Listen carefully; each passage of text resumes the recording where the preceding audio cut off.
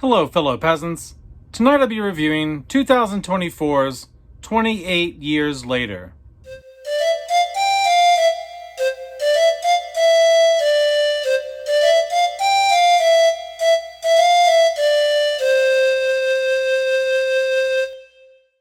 Alright guys, so I just got back from the movie theater. I watched 28 Years Later. It has been 18 years since the last film came out, which was 28 Weeks Later. And it has been 23 years since 28 Days Later came out. The original director comes back, Danny Boyle, to direct.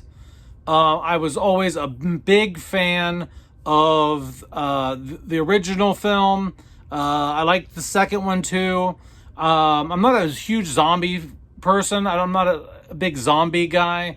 But this definitely got me into the genre more. You know what I mean? It helped me to accept the zombie genre when the first film came out, okay?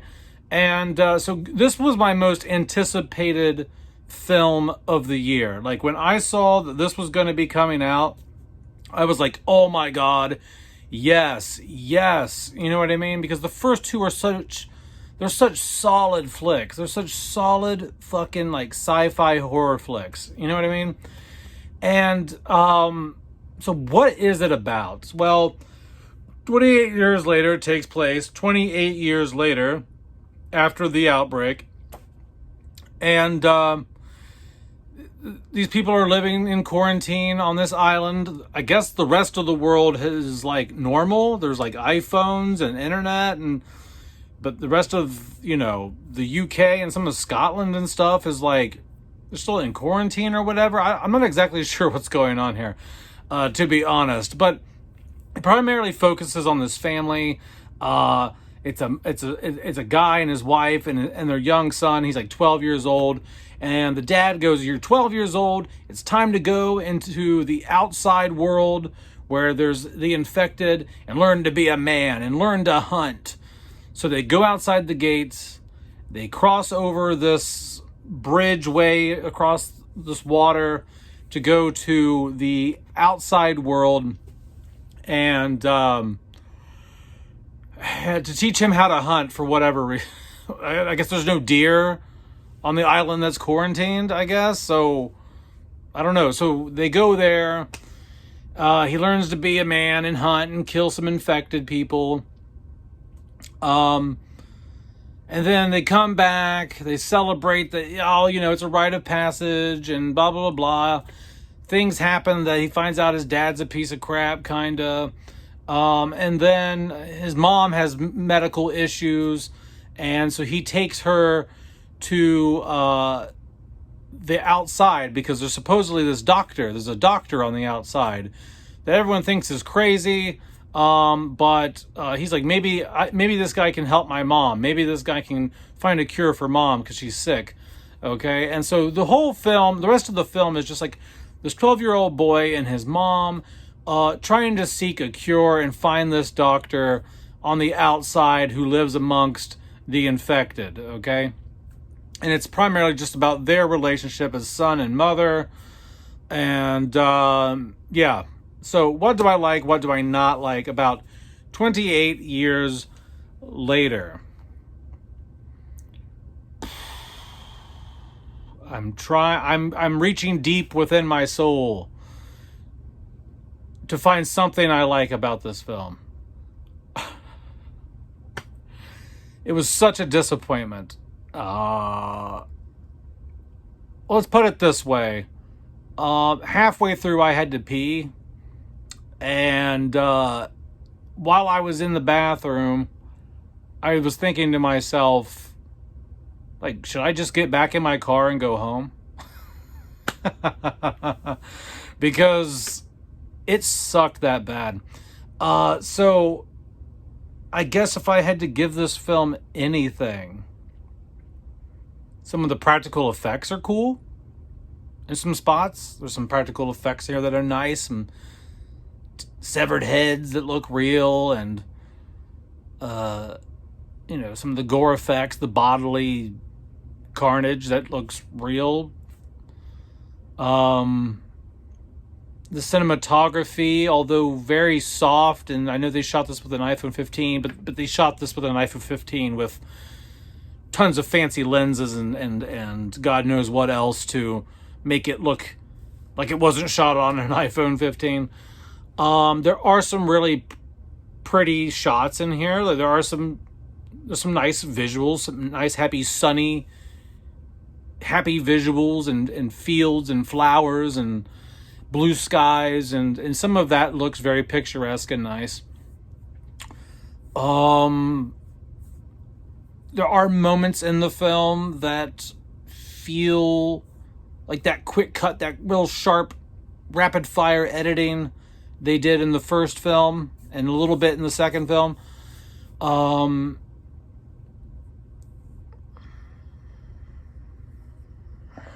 The acting in here is decent. It's decent.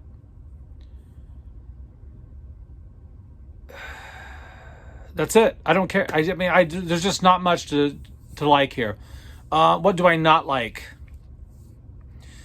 Well, first and foremost, what I don't like is that the story doesn't revolve around the situation that's happening. The movie does not revolve around an outbreak or life as you know it at this point in time after the outbreak. Like this is like one of those Christmas movies that aren't a Christmas movie, where it's kind of like Die Hard, right? Or Eyes Wide Shut, where it takes place at Christmas, but it's not really a Christmas movie. But like people will argue, back and forth. This is a 28 Days Later zombie movie, kinda. It's mostly a family drama that takes place during a zombie quarantine outbreak situation, but it's not really. I mean, this is such a far cry from the quality of the first two films. I'm just going to go on a rant from here on out.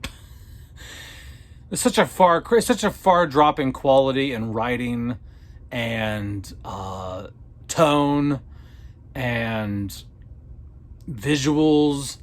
And I mean, it does not feel like this is connected for the most part in any way to the first two films. If you're a massive fan of the first two films,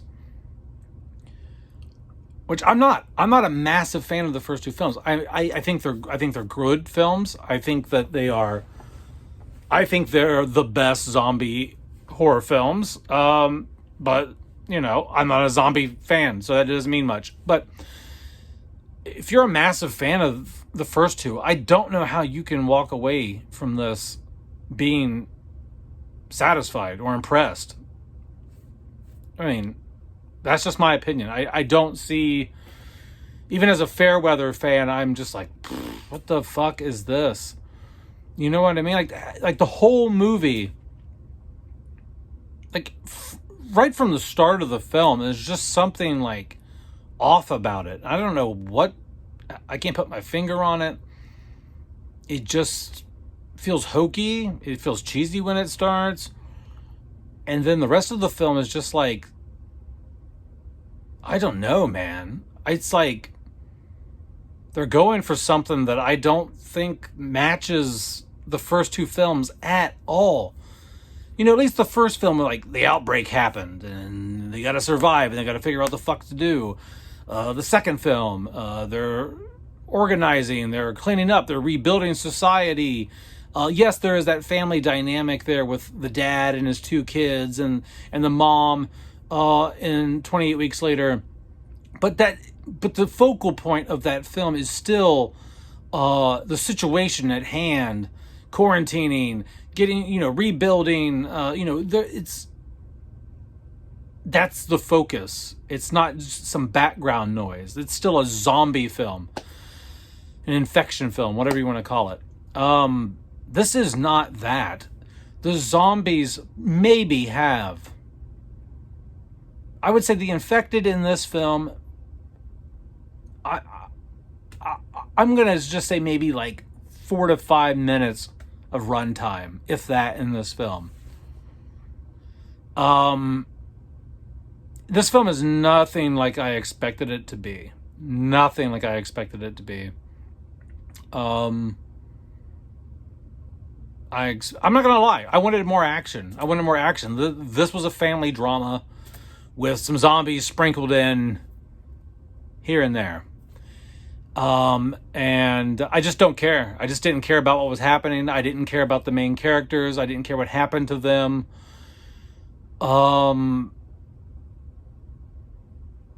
Yeah, I think that is I think it's the worst movie going experience I've had. I think that's the worst movie I've seen in theaters so far. Um, Not to spoil anything, but the last 3 minutes of this film are like a joke. I mean, it's like a joke. It's like it ends with like a Power Ranger Quentin Tarantino samurai episode or something. It just ends on such a, it's like a joke. It's like a joke or something. I don't even know how to put it. Like it was such, like, the moment before it completely shits the bed, when he goes like full Power Ranger or whatever, they could have just ended there, right? And if you've seen the film, you know what I'm talking about. They could have just ended with the 12-year-old boy writing the letter back home. Cut credits. Cut credits.